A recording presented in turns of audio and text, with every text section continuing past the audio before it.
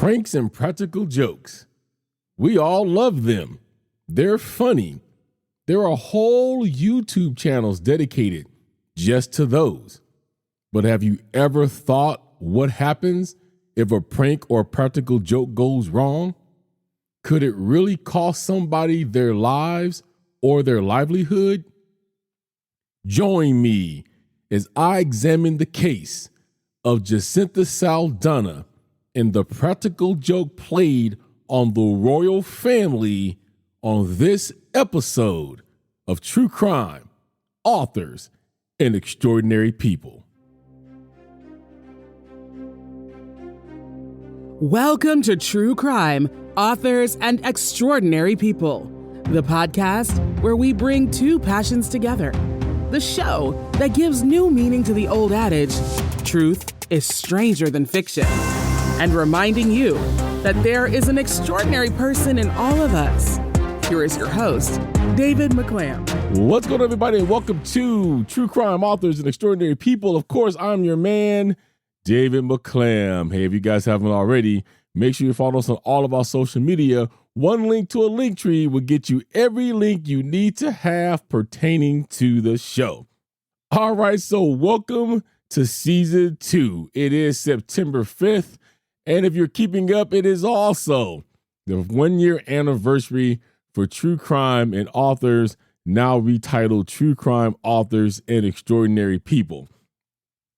I want to give some thanks real quick. As you hear at the top of the show, the new voice of the show, the new introduction. Let's thank Jackie. Jackie voice is a great person to deal with and work with. She came through for me in recreating this brand new intro. I hope that you guys do like it. She will be with me from now, probably to the end of time. So thanks, Jackie. You do incredible work, very easy to work with. Also, as you can see, the brand new artwork that's done by my man, Arslan. Arslan created this new artwork for me, and it looks fabulous. I hope that you guys also like it. He goes by Moemzab J over on Fiverr. These two are the brand new to my camp. I told you guys the story of why I had to change all of my people around me that did work for me. Go back and listen to the end of season 1 if you guys missed that. But still remaining is my girl, Sophie Wild. Sophie created the intro that you hear Jackie reciting. It says me and her now because I added a little bit at the end about remembering this extraordinary person, all of us. But I drew a blank. I had written everything for Day with Crime. And when it came to True Crime and Authors, I drew a blank. So I reached out to Sophie Wild, who's a script writer. So some of these true crime podcasts that you do hear, they have script writers. Well, that's what Sophie does. She writes whole episode scripts for shows. But I went to her and said, hey, I don't need a script, but I do need an intro. And it was something that she had never done before. So we came together, got this wonderful intro. And now I think she's added that to her actual services now. So we experienced something new together. Jackie, Arslan, and Sophie, thank you. What an incredible team. If you guys need any work done around these type of things, intros of voice artists, work for your podcast art-wise, as well as script writers or introduction writers, I got the team for you. All of the information will be linked down in the show notes of the podcast. This is also why you always hear me say ours or we when it's by myself, because I do represent, as far as I'm concerned, my whole entire team. And these three are a vital part of that. Also, I want to say to everyone who's been with me from the beginning for the last 12 months, thank you, thank you, thank you. I appreciate you guys tuning in every week. You are truly the lifeblood of the podcast. And I look forward to what you guys are going to hear in season 2. And if you are brand new, this is the first episode that you've heard, or you went back over the time I was away and tried to catch up on some season 1 episodes, welcome. You guys are in for a ride. This is the show that I kind of brand as 3 shows in 1 because of the 3 segments. And I hope that everybody listening, especially you guys that are new, get something out of the podcast episodes. All right, with that being said, let's move on to the first case of season 2. If you guys recall, at the beginning of season 1, I did a little bit of a fun one when we talked about the McDonald's Monopoly scam. Well, this one's around a prank, but it's going to be a little bit more serious because we all like pranks, but sometimes pranks take on a life of their own and they don't turn out the way in which we've intended them to. So today we're going to talk about Jacintha Saldanha and the prank that was pulled on King Edward VII's Hospital in Westminster, London, when Catherine, the Duchess of Cambridge, was there. For those of you that are new, and this is a reminder for those of you that are old, how we do things around here, I do have a Wikipedia page that I'll pull up to tell you this story. However, I have done extensive research into the case, and I like to go back and fill in the holes of Wikipedia because they definitely don't have all of the facts in most cases. I have this so that you guys have something to go back and reference to, but I do pull information from various articles, TV shows, and things of that nature. And I do come back and prove you guys a lot of times that I have done more research than what I am reading. So I just don't read this to you. I do have context behind it as well as research. When it comes to this case, there wasn't a whole lot of things out there. So I had to piece a lot of things together from various articles that I did find as well as YouTube videos. So here we go. A little bit about Jacintha Saldanha. She was 46 years old at the time that all of this went down. She was born in Surva, India, and had lived in the Sultanate of Oman for several years before she decided to move to England around 2002. In December of 2012, she was staying in nurses' quarters at her London workplace for the sake of convenience, while her family, which consisted of her husband, a 16-year-old son, and a 14-year-old daughter, lived in Bristol. Okay, so that was a little about her. She went to London from all accounts because, she was a nurse, wanted to work there, and it was easier for her to get back and forth to this wonderful job that she had at this hospital that she loved so much. So what happened? Well, here's what went down with this prank call. On December 4th at about 5:30 a.m. London time or 4:30 p.m. Sydney time, the hosts of the Hot 30 Countdown radio program, Mel Craig and Mike Christian, called the hospital and spoke to the main nurse, which was Jacintha Saldanha. Impersonating the Queen, Elizabeth II, Craig said, "Oh, hello there. Could I please speak to Kate, please, my granddaughter?" And Jacintha responded, "Oh, yes, hold on, ma'am," and transferred the call to the Duchess's nurse, who spent approximately 2 minutes speaking with Craig as well as Christian, the latter impersonating the Prince of Wales. The host used what were later described as ridiculous comedy accents. If you guys hear this call, which later on down the line, I'm going to play you a clip of an interview that has part of this call in here, so you may agree with me, it was the worst accents I had ever heard.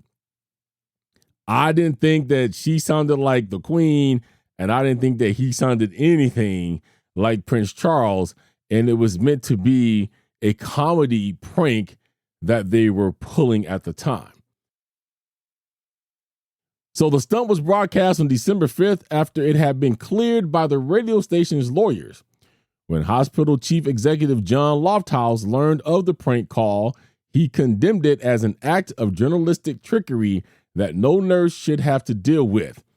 The CEO of Southern Cross Austereo, Reese Holleran, later claimed that station officials had made at least 5 attempts to contact the 2 nurses in the recording prior to greenlighting the call for broadcast, with Sydney University law professor Barbara McDonald noting that his comments showed the station already understood they needed to get consent to air the interview, and they failed to do so.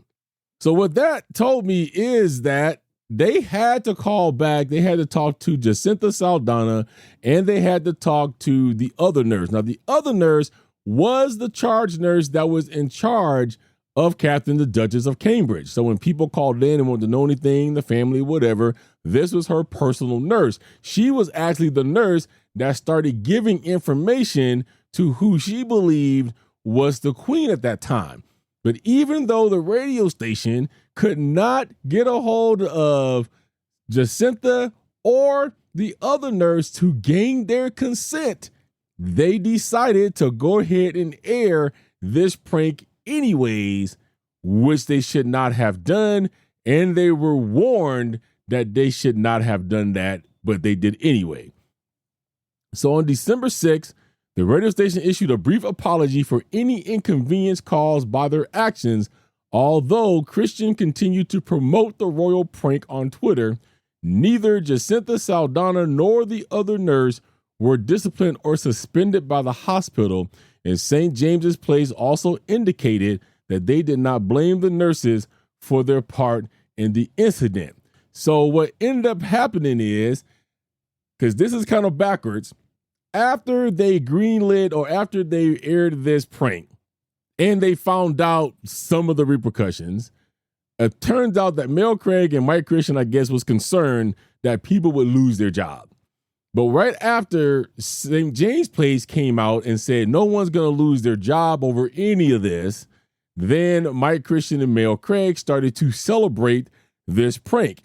They were saying things like, this is the easiest prank that we ever pulled off, because their expectations was that they thought that they would go on there, they would try to do these fake, ridiculous accents, and that they would be told, stop calling here, and they would get hung up on. And of course, like DJs do, they would be on the air, laugh about it, giggle about it, and go, well, we didn't get through with that. So according to them, they were just as shocked as anybody when they were patched through to the Duchess of Cambridge's room. But now that this prank is out here, what do you guys think took place? So now it's a joke. And now Jacintha feels really bad. And she feels that she has now breached security. She doesn't understand how she could be so careless to let that through. People's making fun of her. The hospital, from what I've read, did not handle this correctly at all. So they did not reprimand any of the employees. They didn't say, let this go. They didn't say, let's not make fun of anybody. So it turns out that Jacintha was getting calls and she was getting threats at some point, and she was getting made fun of. Even though some people took the joke that Prince Charles made about it as a joke, she took it as a dig on her. Now, even if the whole comments and everything was going on wasn't 100% targeted at Jacintha, again, people, we have to look at perception. And if you are the person that handled this first, you're going to feel that way, because she's the nurse that answered the phone, not the nurse that gave the information. Okay, so she had, as far as she was concerned, the power to say no and hang up this call. Now, the one thing to keep in mind is, now that she's patched this call through, it goes off to Catherine, Duchess of Cambridge's charge nurse. That nurse doesn't have to identify anything anymore, because she's already believing who's ever working that switchboard at the front has already done the job of vetting the person before they get to her. So take a guess what that nurse did. Being that she didn't have to vet anyone, being that she was told that it was the Queen of England on the phone to check on her granddaughter, she starts divulging personal information to, quote unquote, the Queen. All that Mel Craig asked was, I just wanted to check up on my granddaughter to see how her tummy bug is doing. And this nurse just went forward with, hydration, and she's got more fluids and everything that they were doing. Again, that added to the ridicule of what Jacintha Saldanha was going through. The radio station now has to take some responsibility, you would think, because it is their call to air that. From everything else I read, the only thing that Mel and Mike wanted to air was them getting through and the response that they got when they tried to get through to Catherine's room. From what I've read, it was the station's decision to air the charge nurse's whole response that included all of this personal medical information. I don't know about the laws in England, but over here, the HIPAA laws would prevent you from saying these things and could be brought up on criminal charges. Now that all this is going on, she thinks she's become the laughing stock of at least England. Now it's nationwide because they're putting this stuff all over Twitter and YouTube and every place else, cracking up about this joke. What do you think could possibly happen next? What happened next, folks, is tragic. On the morning of December 7th of 2012, Jacintha Saldanha was found dead by security and other staff in her nurse's quarters at the hospital. She had died by suicide and also had injuries. It was reported that Jacintha had left 3 handwritten notes, one of which blamed the radio stunt for her death. Another note discussed her wishes for funeral arrangements, while the third was directed at her employer, criticizing their handling of events that followed the prank call.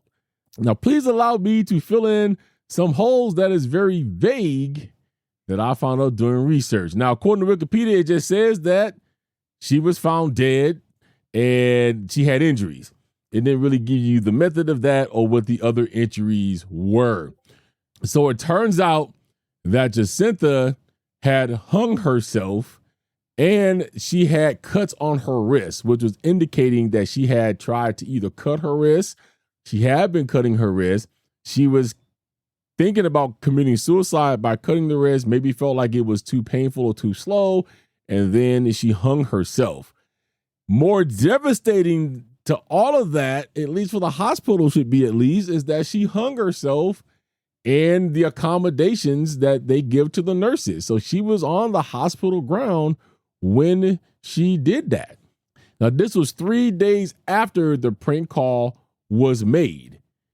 So it wasn't long. She dealt with this for 3 days before she finally said she couldn't do it anymore.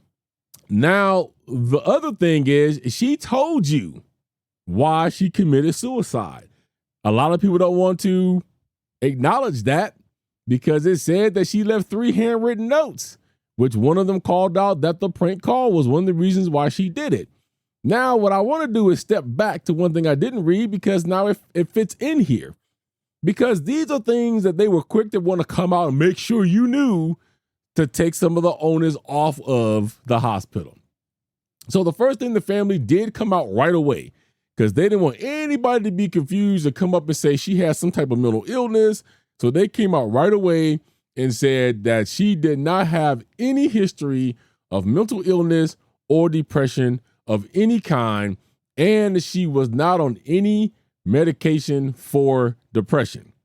Now, I don't know where they got this from, but it was later down the line revealed by multiple news sources that this was not Jacintha's first time, that she had attempted suicide 2 times previously before now, and that she was taking antidepressants. Why does the times that she's tried it before matter now? They don't give you a timeline of when those times were. They didn't say it was last week, last month, 3 years ago. Apparently, Jacintha was living a good life until this happened. She had no thoughts of suicide. She wasn't cutting herself. She wasn't doing anything she shouldn't do. All the people she worked with, all her friends and family says that she was the life of the party. She didn't suffer from anything. So as far as I'm concerned, these other attempts don't matter.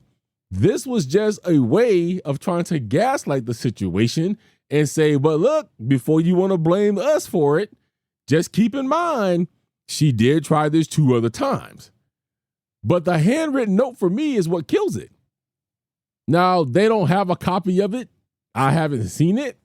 But by research I've done, and from Mel Craig's own mouth, she listed Mel Craig and Mike Christian specifically in her suicide note of why she had chosen to kill herself. I don't know how it ever make you guys feel, but I would be jarred from here into the end of time if somebody came and told me, hey, so-and-so committed suicide, here's a note, and your name's all up in it. I think that would haunt me for the rest of time. What I'm going to do here is I'm going to let you hear that for yourself. So I'm going to play you a clip of an interview that was done by Mel Craig just about a year ago, or at least it was uploaded a year ago. But it does look like it was very recent because Mel Craig looks very different. And she looks like, she's aged since this time. So it does look like it was very recent that this went up about a year ago. I want you to pay attention to what she says, how she says it, and then you will hear a little clip of what that call was. I do want to thank SBS Insight for this clip because it was theirs and it was their interview. So here you go. Did you enjoy this job? Yeah, it was my dream job. I'd worked 20 years to get that job. I interviewed the world's biggest celebrities. What happened that December? It was when the Duchess of Cambridge was admitted to hospital with severe morning sickness. That ended up being her pregnancy announcement as well. And in the media, you always look for an angle. What are we going to do to cover the story? And someone had an idea, let's do a prank call. The aim with this prank call, though, was to pretend to be the Queen and Prince Charles, do terrible accents and see how quickly we could be hung up on. And unfortunately, the nurse that took the call transferred us immediately to the private nurse that was looking after the Duchess of Cambridge. Let's have a listen to some of that call.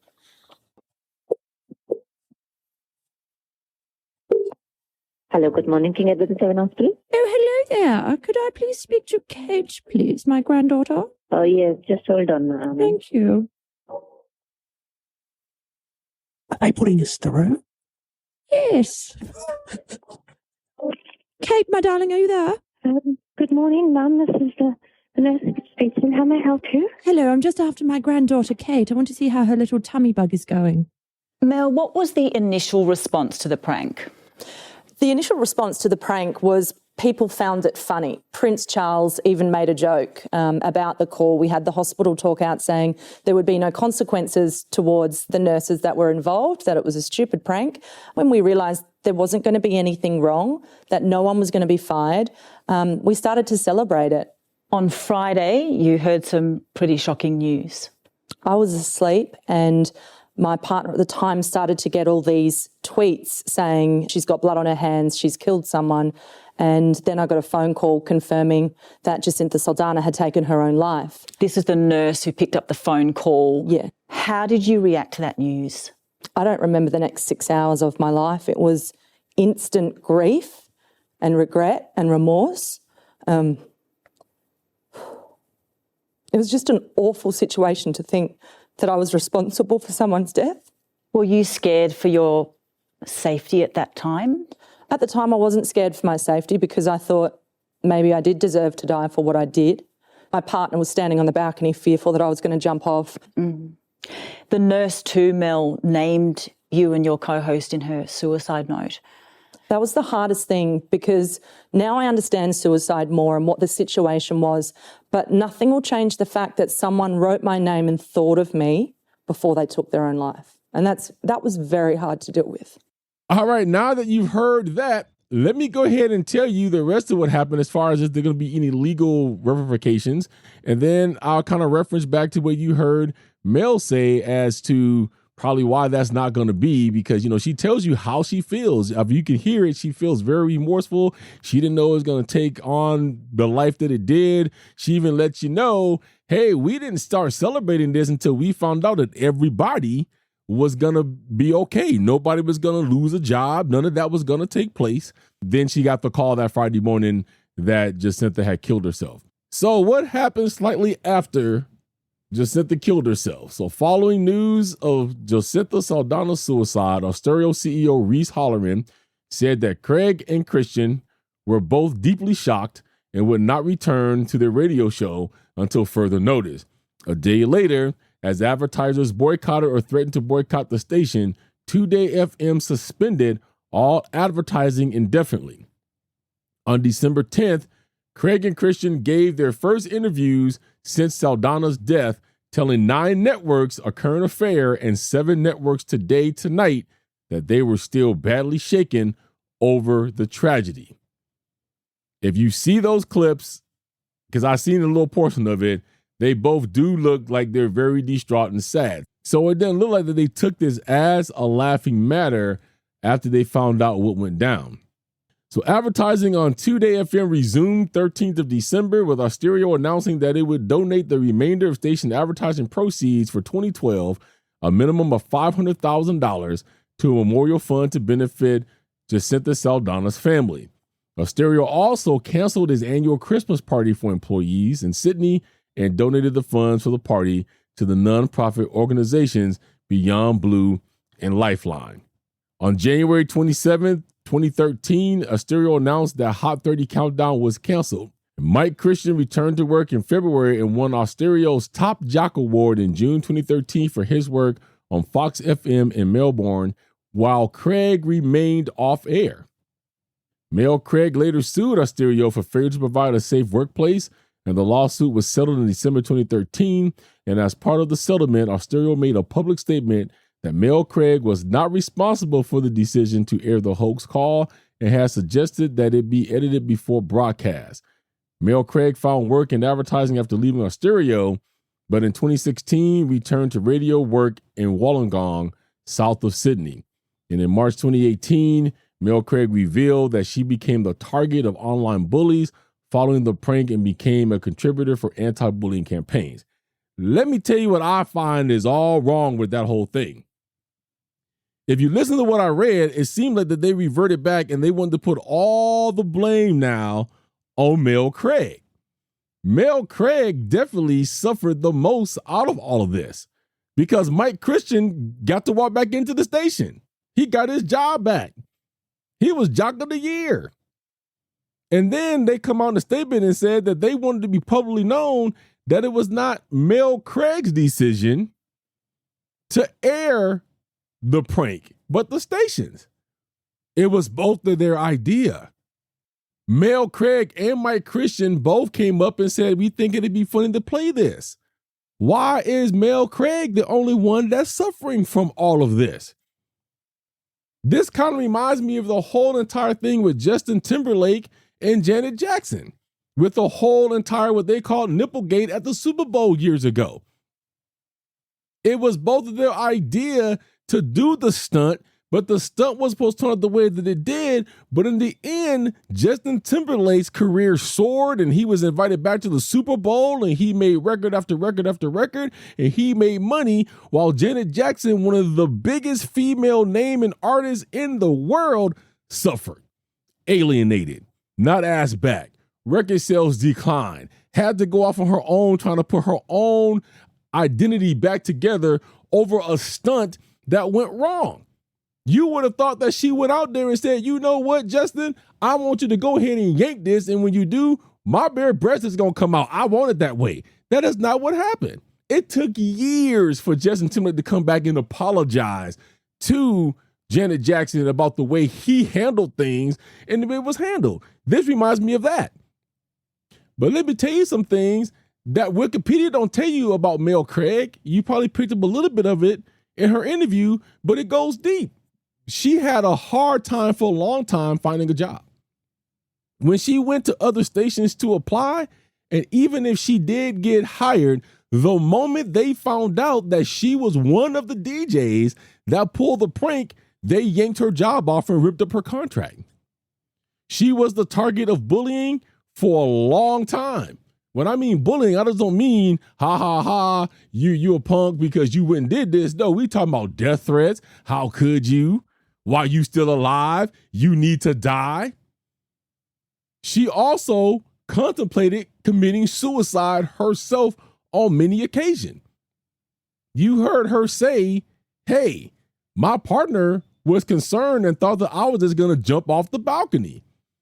There was another interview I found her where she does say that she contemplated suicide. She did not want to continue to live because she felt that she cost somebody else their life. And she didn't want to go on anymore if that person wasn't here because of her.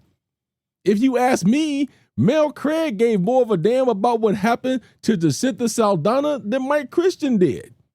Because I haven't seen an interview with him.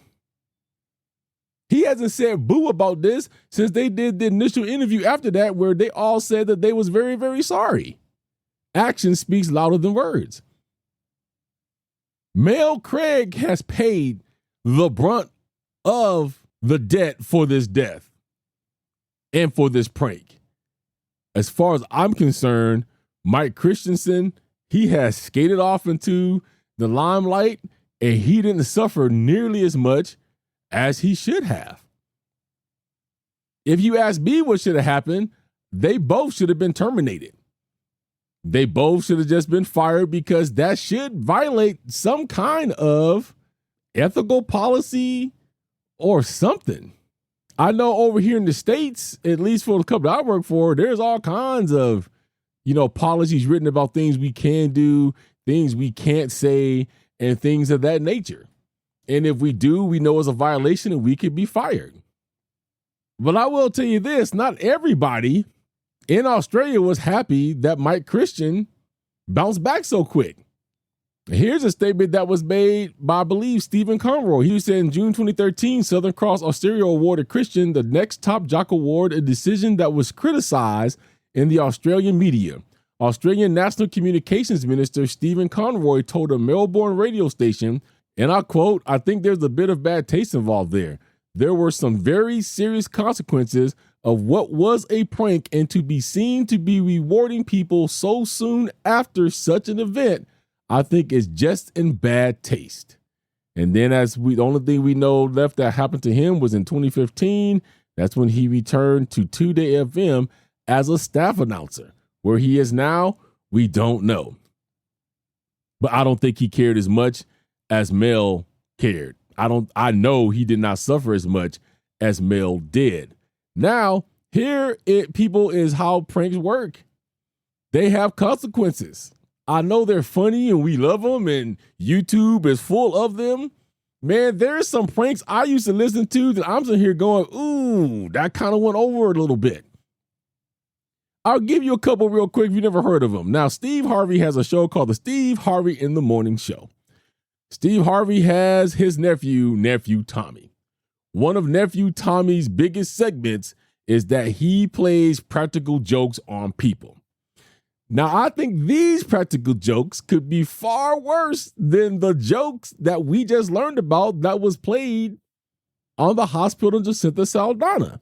I say that because these jokes are actually done with the knowledge of somebody who knows the person getting pranked, whether it's a family member or whether it's a, husband or wife, they're in on it. Now, I know there's prank shows. We watch one now with Johnny Knoxville, but that's in a controlled environment. They don't let the prank go too far. They make sure everybody is safe. And if things begin to go awry, they end the prank right away. Not the case with nephew Tommy. Let me give you two such instances where I feel like the prank could have went wrong.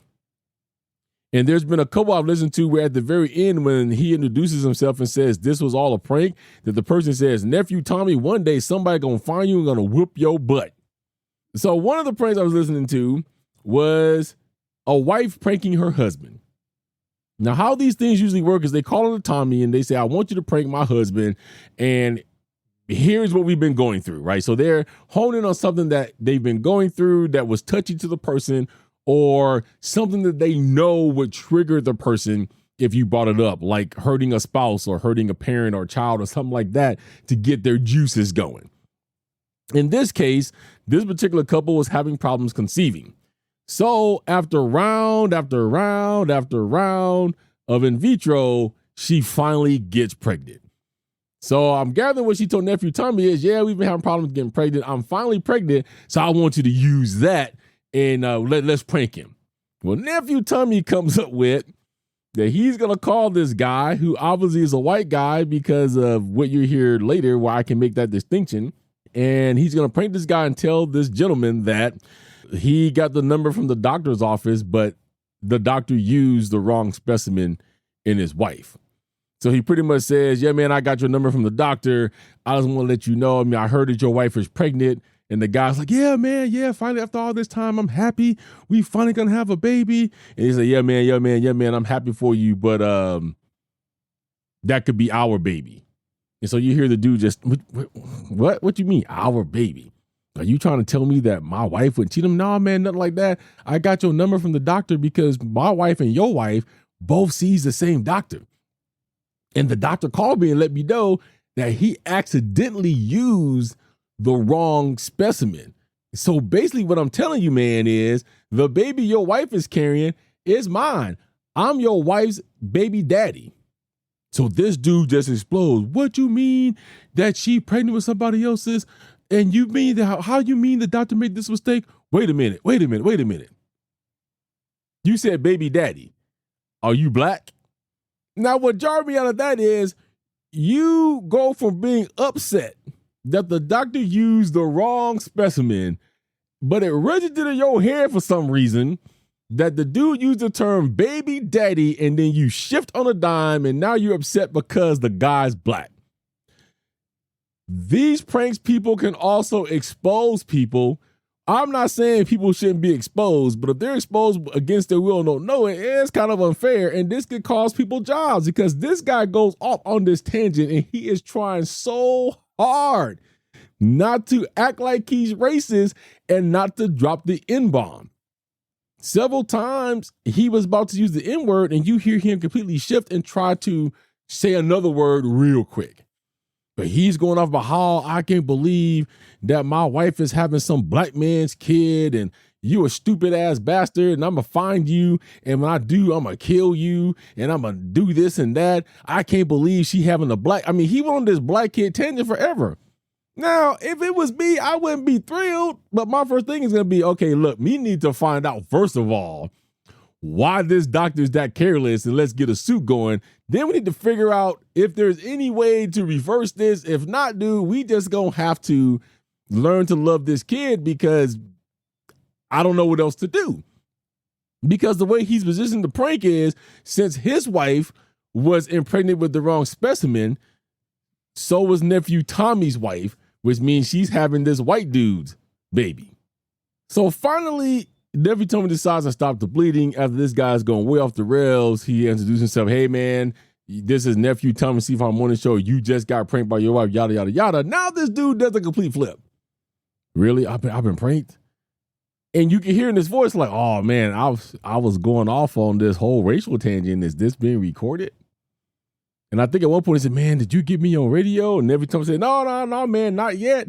But it's going to go up in the morning. Now, just in case you guys want to go back and go, well, he didn't get consent. That was consent. When nephew Tommy said this will be going on the radio show in the morning, that guy at that point could have said, I don't want it to be aired. You don't put me on the radio. And then they would have had to oblige that. Or he could have called into the station later and said the same thing. But none of that took place. The second one I give you could have caused divorce, could have caused somebody's death, could have caused somebody bodily harm. This prank from nephew Tommy, I think, took about a whole 2 weeks to do. Somebody's cousin calls in, I believe it was a cousin, and says that they wanted to prank her cousin and her husband is extremely jealous. And she just wanted to pay her back for something. So she wanted to go off with this whole thing about having a guy that admired her sending things to the house. Well, Tommy took that to the next level. So what he did was she gave him her address, phone number. He went out and bought some brand new, fresh, clean underwear. Packed these in a box with a little love note. Sent the box off to this lady's house. Lady receives box, opens up, finds male underwear. Well, I guess her husband was also there at some point and found out about this box too. A couple days later, Tommy calls with whatever fake name that he was using at the time he put on there. He's like, yeah. You know, this is so-and-so. Did you get my package? And at first you hear her go, package. He goes, oh, you the one that was sending me the drawers in the mail? So, oh, yeah, you got them. I'm glad you got those. And she's like, why are you sending me these? You know, I've been admiring you for such a long time from across the way, and I wanted to send you something just so that you could think about me. And she goes on, you know, to say, man, you know, I'm married, I got kids, you know, I got 2 boys and a husband. If I needed to see somebody's drawers, I'll just go look at theirs. You're going to have me in divorce court because my husband is thoroughly convinced that I'm cheating on him. Oh, you married? I didn't know that. I'm sorry. I didn't really want to cause no distress or anything like that. And she's just going off, yeah, man, this been held at my house for the past 14 days. This fool's talking about divorcing me, and he wants to know who I'm messing with, and there's nothing I can do that can convince him that I'm not doing anything. So you need to bring your butt over here and let him know what's going on. He said, no, I don't want no confrontation. He goes, but all I want to know is this. You know, I'm really into you. He goes, I'll tell you what I'll do. I sent you a pair of my underwear. So if you send me a pair of yours, I'll call this done. And at first he's like, are you a fool? And then she switched. She goes, she goes, you know what? I'll bring them to you. Give me your address. I'm going to bring them to you. I'll bring them over. He goes, I don't want no confrontation. He said, oh, no. You got my address. It's only fair that I get yours. I'm going to come over there. I'm going to hand deliver these to you. Maybe I'll let my husband bring him and hand deliver them to you. And so he's like, no, I don't want none of that. I don't want none of that. And so after she goes off a while, he finally breaks character and says, oh, this is nephew Tommy from the Steve Harvey Morning Show. You've been pranked by so-and-so. And you hear her go, I'm going to get her. And, you know, he's like, no, baby, this is all a prank. Tell your man to calm down. We'll reach out to him. But, you know, she's like, man, my husband's convinced that I've been cheating on him. I got this box of your underwear. Now, in a man's mind, what we probably should have been thinking of, but we ain't going to think that way because we're in the heat of that moment. If anybody looked at these underwear, you would tell that these were brand new underwear off the shelf. Usually when something like this is going down, a person don't go buy a brand new pair of underwear for that occasion. They send you a pair that they already own. But we ain't going to think about that when we are in the heat of whatever is going on. So I think in the end, they were able to convince him it was a prank. I think the cousin came over and told him that it was a prank, and that was all good. But look at how bad those could have went.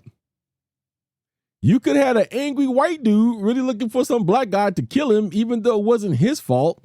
He could have went back and killed the doctor. Anything could have happened. In this case, you don't know what this man thinks with the woman that has a husband. You don't know if he's abusive. You don't know if he has been abusive. You don't know if he has abusive tendencies. Why are you pulling a prank off for 14 different days and no one's saying this was a prank? She could have been dead. She could have gotten beaten up. She could have lost her marriage. You don't know what could have happened.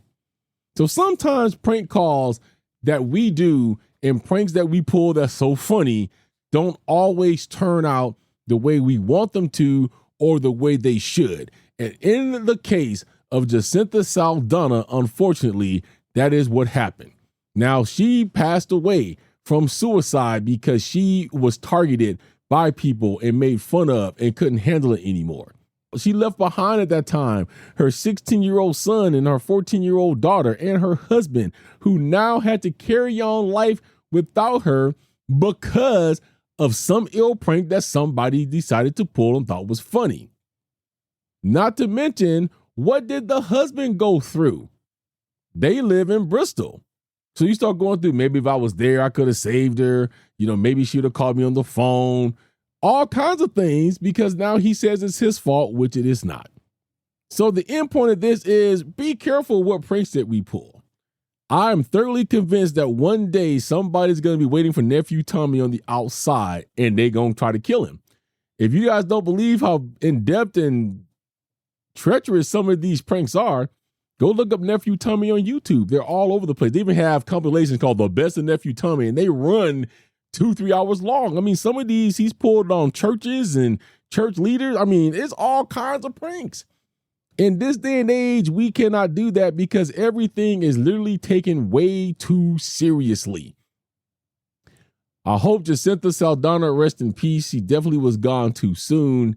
I don't want anybody to think that she was a weak-minded person, because sometimes what happens is the strongest-minded people become weak-minded based on the things that they are going through every day. If I put each and every one of you in a box and said, I want you to think of the most horrendous moment of your life And I make that moment replay for you in this box 24 hours a day, 7 days a week. I almost guarantee you, no matter how strong-willed or strong-minded you are, that's going to break you down. And eventually you're just going to say, I can't take this anymore. And the only way out is, well, to kill yourself. I wish her family well. I know this has been a number of years now, but the pain will never, ever, ever, ever go away. And what happened with those two DJs will never go away. And Mel will never get through living this down because, again, she's the one that's paying the heaviest price. So be careful what we do, guys. And remember that everything that we think is funny at the time could have dire and deadly consequences. All right, I thank you guys for tuning in for that one. That was the first case of season 2. I hope you guys enjoyed it. We have a lineup coming down the line for you all this season with some great and extraordinary people that's going to be coming your direction starting next week. So I'll let the first person be a surprise of who you get. Just look out for that because it will be coming. And just remember, if you want to hear this episode as well as the rest of season 2 and the complete backlog of season 1 ad-free, you can do so by following the link to Supercast. You get 7-day free trial to try it out before you commit to that $5 a month price. But everything will be ad-free there, and you will also get the episodes dropped early just to Supercast listeners. Also, remember, we do have a Patreon as well, so if you want to see any of the interviews that I conduct, you can see them there as well. So the last thing I'll say to you guys is, being that this is September 5th, that means that yesterday, September 4th, my mother has been gone for 3 years. I keep doing this, a lot of her memory, and I think about her all the time. And it was funny, like I said in the end of my season 1 clip, that this podcast took off the day after she passed. So if you guys still have your moms around and you ask for any odds, go settle those. Make sure you call your mom, hug your mother, because when the day comes and your mom is no longer here, no matter how many years it is, you will always feel that, and you will always wish you can hug her just one more time. So I hope to my mom that she is up there looking down at me and that she is continuously proud of her baby boy and the work that I continue to do. All right, guys, with that said, I hope you're being good to yourself. I hope you're being safe out there. Always be good to yourself and each other. And always remember, always stay humble. An act of kindness can make someone's day. A little love and compassion can go a long way. And remember that there is an extraordinary person in all of us. I'll catch you on the next one. Don't forget to rate, comment, and subscribe. Join us on social media. One link to the link tree has it all. Feel free to drop us a line at truecrimeandauthors@gmail.com. Cover art and logo designed by Arslan. Sound mixing and editing by David McClam. Intro script by Sophie Wild and David McClam. Theme music, Legendary, by New Alchemist. Introduction and ending credits by Jackie Voice. See you next time on True Crime, Authors, and Extraordinary People.